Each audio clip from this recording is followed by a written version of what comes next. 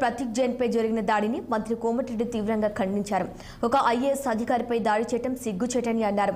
ప్రణాళిక ప్రకారమే కలెక్టర్ను పిలిపించి దాడి చేయడం దారుణమన్నారు.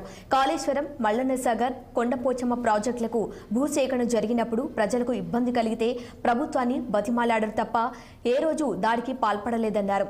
ఇక రాష్ట్రంలో ఉద్యోగులు, టీచర్లు అందరూ ఈ దాడిని ఖండించాలన్నారు.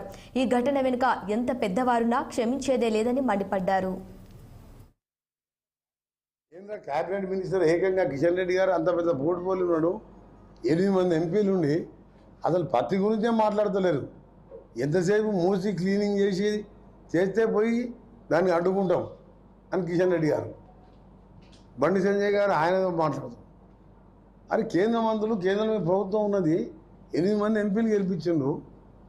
సరే టీఆర్ఎస్ సపోర్ట్ తీసుకున్నా, ఎట్లా తీసుకున్నా 8 మంది ఎంపీలు గెలిచిండ్రు. పత్తి గురించి మాట్లాడరు.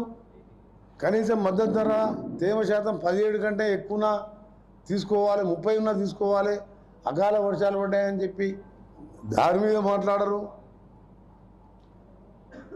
కేంద్రంలో ప్రభుత్వం ఉన్నప్పుడు కొన్ని చర్యలు తీసుకోవాలి వాళ్ళు. కానీ ఎంతసేపు టీఆర్ఎస్, బీజేపీ గెలిచి ఎక్కడ కాంగ్రెస్ పార్టీ దొరుకుతుందా?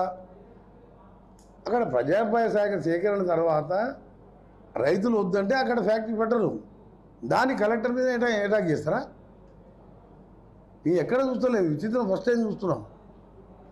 ఎంత బరితెగి ఫ్రస్ట్రేషన్ ఉందంటే అధికారం పోయి ఒకవైపు కేసులు మీద పడుతుంటే ఇక లాభం లేదని చెప్పి